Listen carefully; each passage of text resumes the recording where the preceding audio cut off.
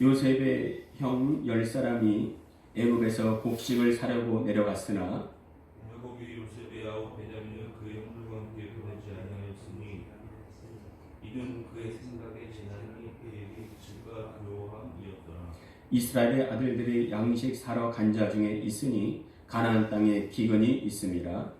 이에 요셉이 나라의 총리로서 땅의 모든 백성에게 소식을 팔더니 요셉의 형들이 와서 그 앞에서 땅에 엎드려 절하매 요셉이 보고 형들인 줄 아나 모르는 체하고 엄한 소리로 그들에게 말하여 이르되 너희가 어디서 왔느냐. 그들이 이르되 곡물을 사려고 가나안에서 왔나이다.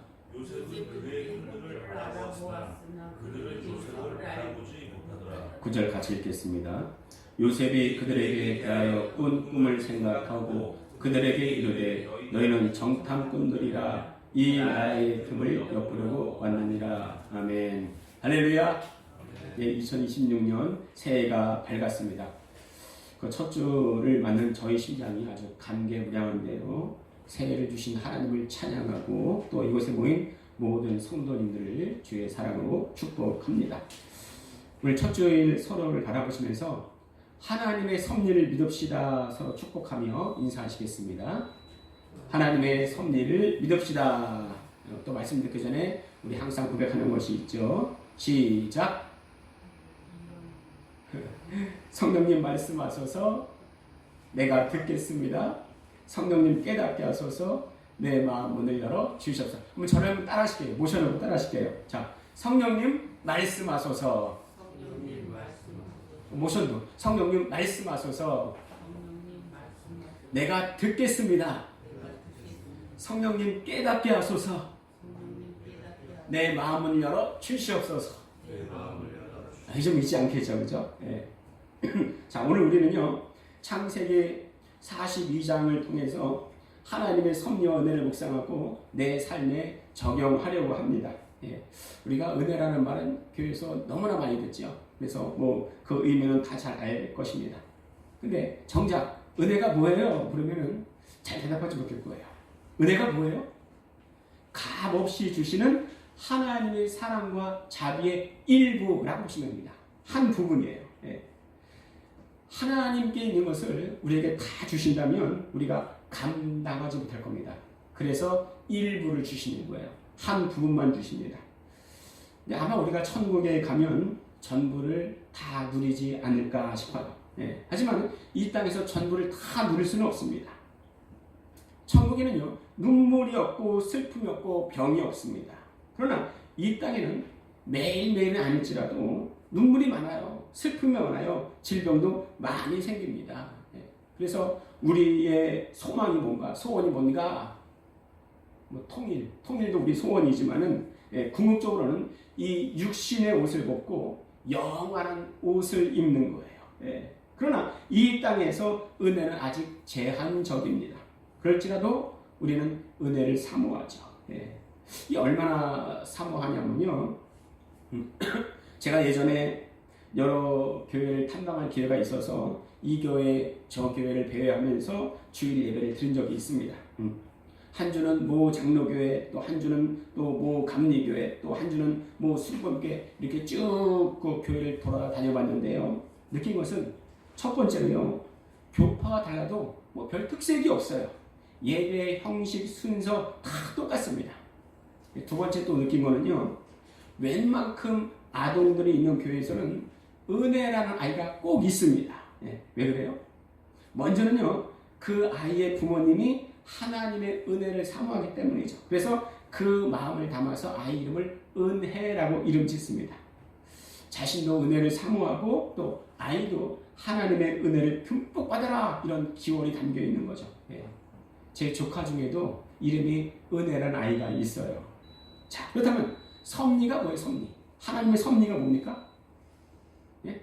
간단히 말하면요. 하나님의 은혜를 은혜 되도록 성취해 가시는 하나님의 활동, 이것을 섭리라고 말할 수 있습니다. 자, 오늘 42장을요 1절부터 끝까지 쭉 읽다 보면 어려운 시대에 어렵게 살아가는 누구나 겪을 수 있는 가족 간의 이야기가 나옵니다. 고난의 이야기를 다루지만 뭐 특별하진 않아요. 그러나 그 속에서 하나님의 사랑과 섭리를 발견할 수가 있습니다. 그 창세기부터 계시록까지 하나님의 사랑과 섭리가 쭉 흘러가는데 어떤 물줄기를 타고 흘러가느냐? 구속사의 물줄기를 타고 창세기부터 하나님의 사랑과 섭리가 쭉 흘러갑니다. 근데 이게 없으면 성경에 의미가 없어요. 그럼 구속사가 뭐예요? 구속사가 하나님께서 예수 그리스도를 통하여 인류를 구원하시고 회복하시는 역사, 이게 구속사입니다. 예. 성경은 구약이건 신약이건 구속사의 한 부분으로 봐야 돼요. 그래야 성경이 해석되고 또 풀어집니다. 오늘 말씀도 마찬가지예요. 한 가족의 분열과 싸움 직전에 냉담한 형식을 그린 것이 아니고 하나님의 놀라운 섭리 속에서 어떻게 이들이 쓰임받고 있는가, 어떻게 구속사의 한 부분을 채워가고 있는가, 여기에 우리의 관심이 집중되어야 할 것입니다. 어떤 분은요, 하나님의 은혜와 섭리를 통하여 주시는 구속사의 이야기는 달게 봤지만 내 삶과는 전혀 상관없는 것처럼 여기는 분도 있어요. 아닙니다. 아니에요. 하나님의 사랑과 섭리를 통한 은혜의 회개는요, 성경에만 있는 것이 아니고 바로 우리의 삶에서도 그대로 재현되어야 됩니다. 이게 경험되지 않으면요, 성경을 볼 때도, 말씀을 들을 때도, 예배를 들을 때도 따분해요. 내 것이 아니거든요. 예배를 따분하게 여기는데 평소에 성경을 잘 읽을 수 있겠습니까? 확률 몇 프로예요? 0%. 그런데 말씀과 기도가 결핍된 생활은 전혀 진전이 없습니다. 나는 신앙의 성장을 원합니다. 나는 성령으로 충만하게 원합니다. 이러면서 기도는 전혀 안 한다면, 말씀을 하루에 한 장도 읽지 않는다면, 생각에만 머물러 있으면 신앙의 성장 성숙 1도 안 돼요. 전혀 되지 않습니다.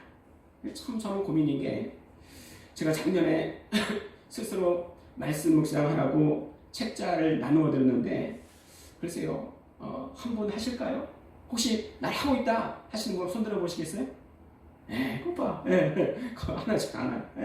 그래서요, 올해부터는요, 매일매일 성경 읽기 훈련을 하려고 하는데요, 안 읽을 것 같은 거예요. 그래서 제가 성경을 눈으로 보고 또 따라 읽으라고 매일매일 단톡에 영상을 올리려고 합니다. 적어도 1년에 한 번 정도는 성경 통독해야 되잖아요. 내일부터 시작합니다. 내일부터.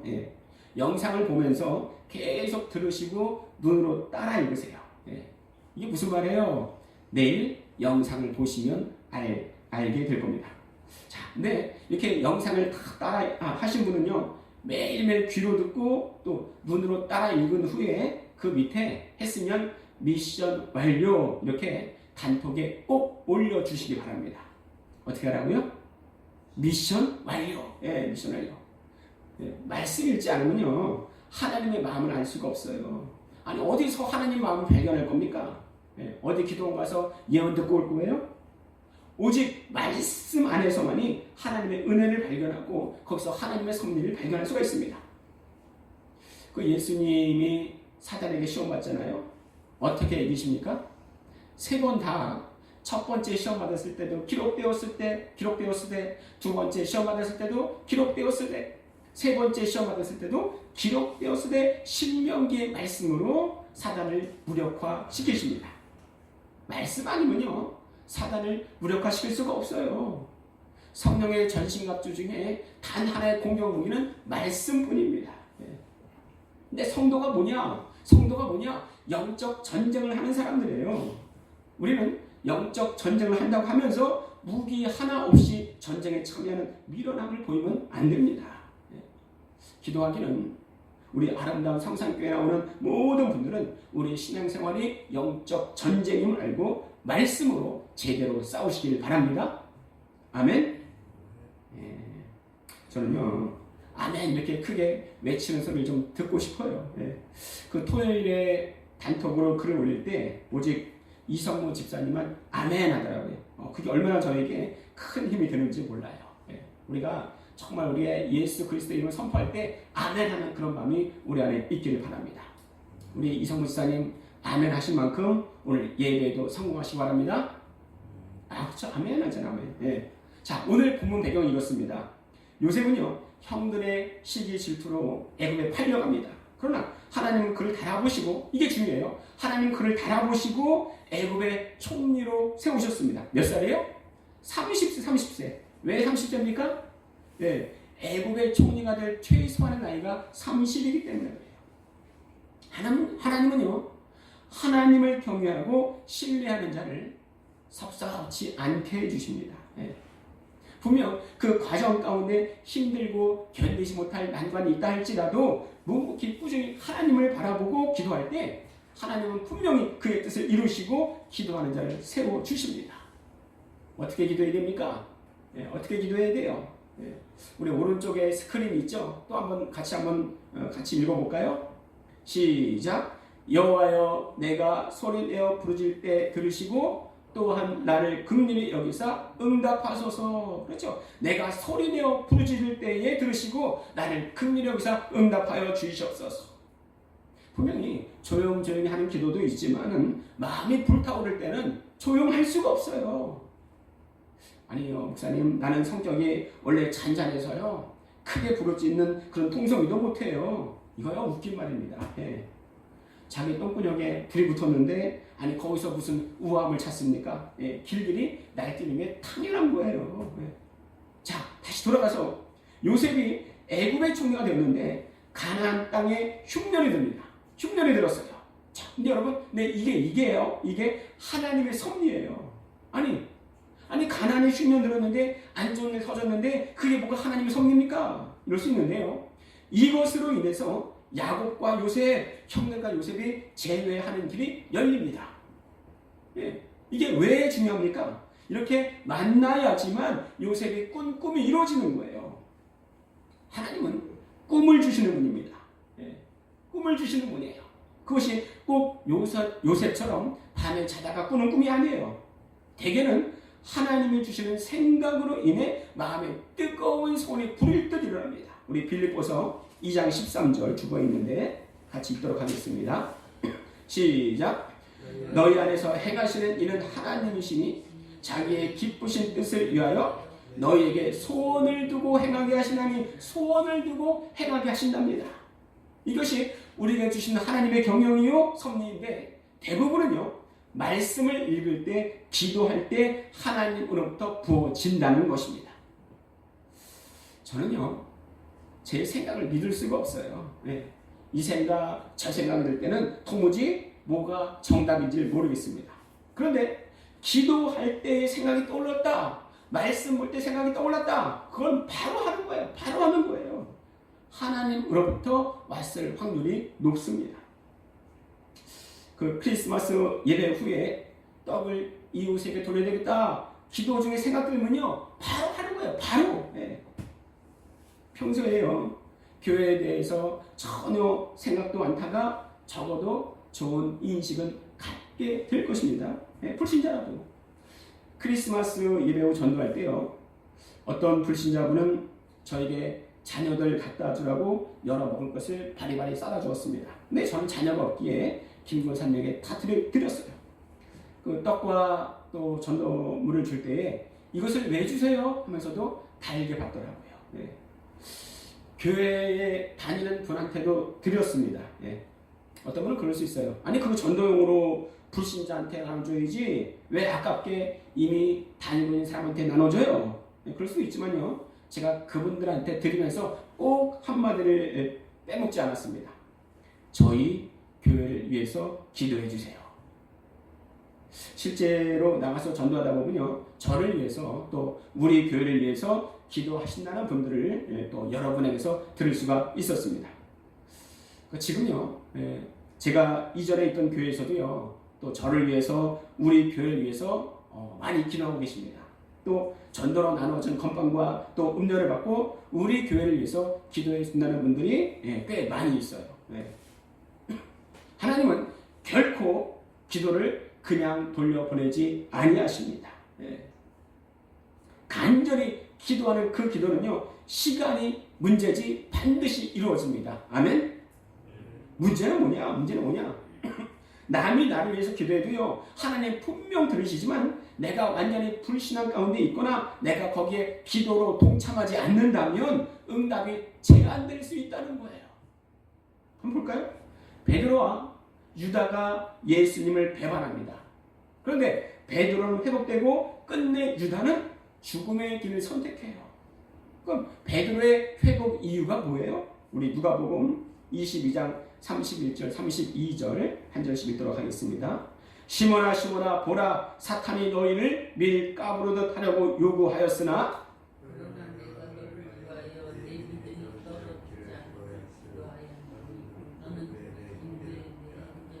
베드로가 회복할 때는 뭐가 있었습니까? 예수님의 기도가 있었어요. 베드로를 위해서 예수님이 기도하셨다는 거예요. 그래서 회복됩니다. 아니 예수님의 기도가 얼마나 힘이 있겠습니까?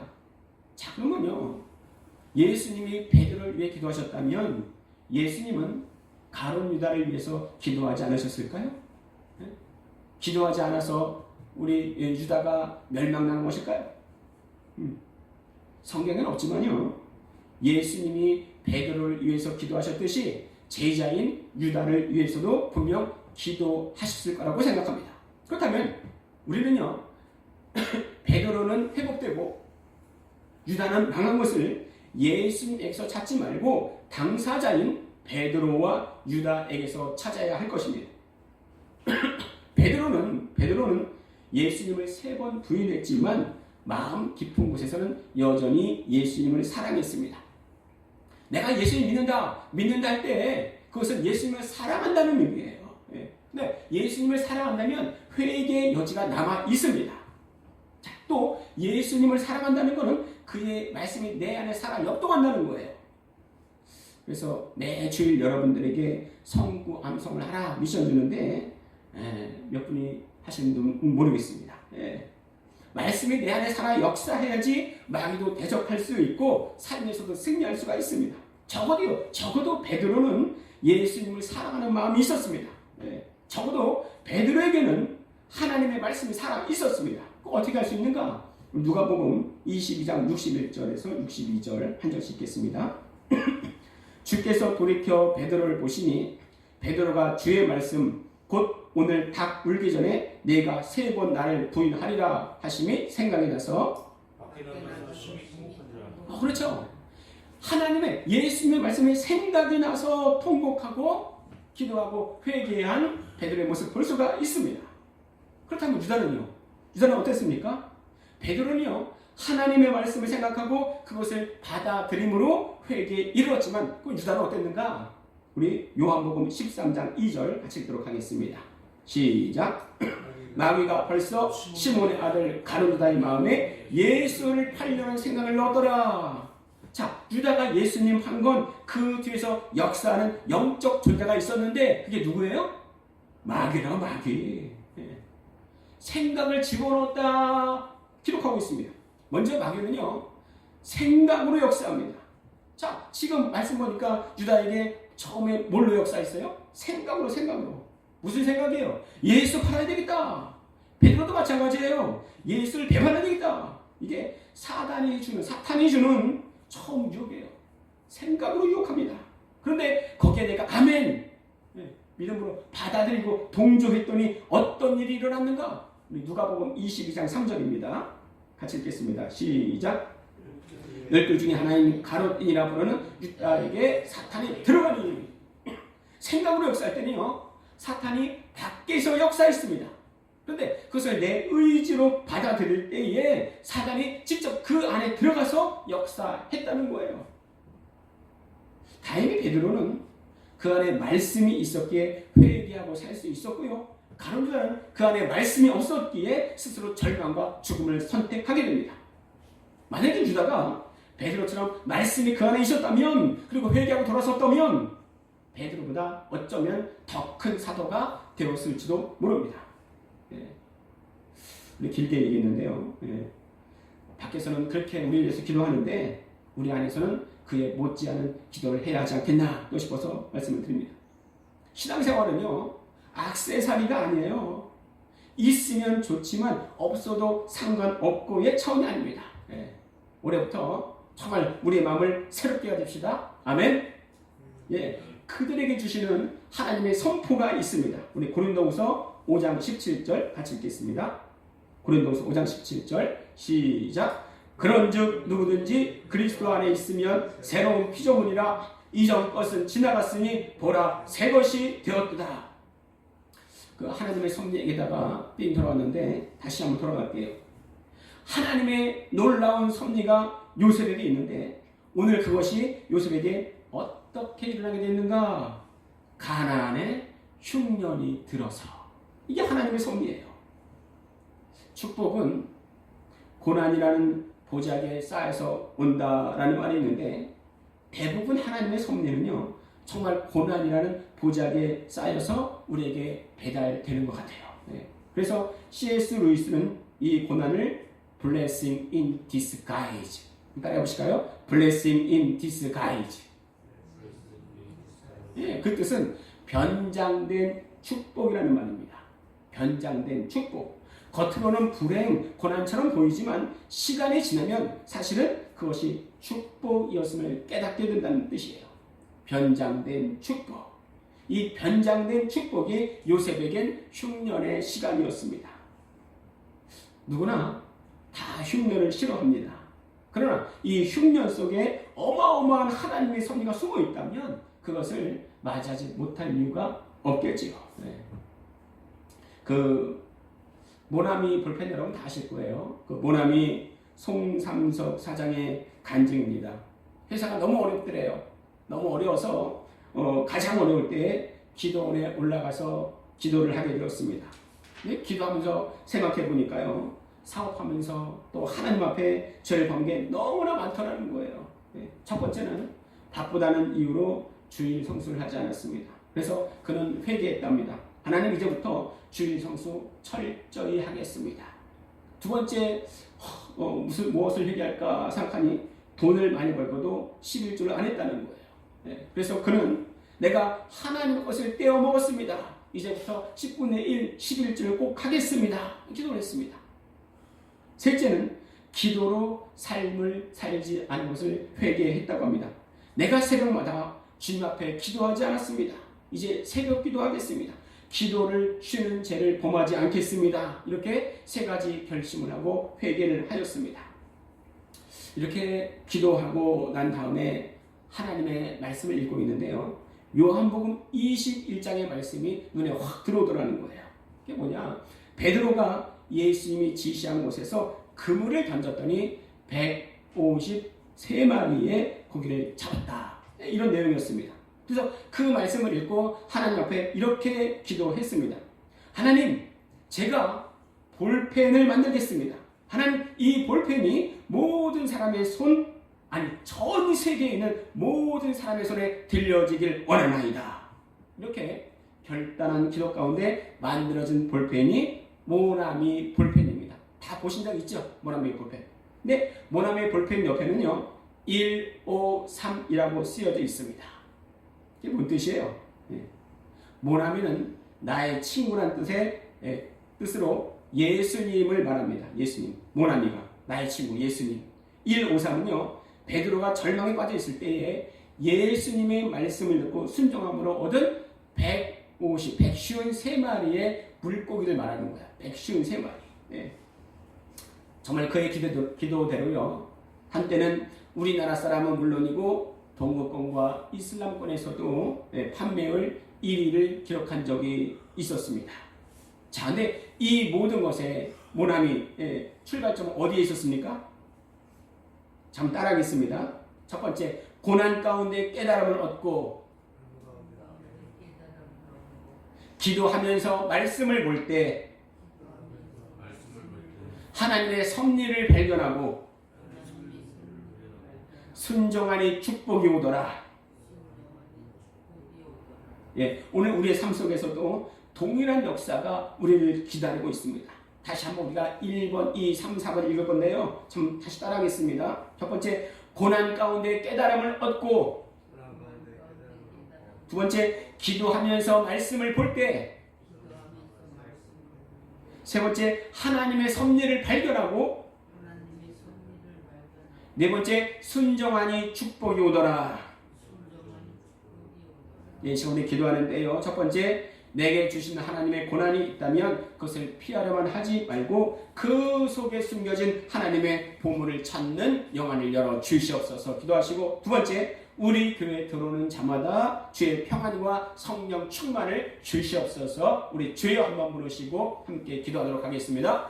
주여! 살아계셔서 지금도 역사하신 아버지 하나님, 하나님 시간에 정말 요셉의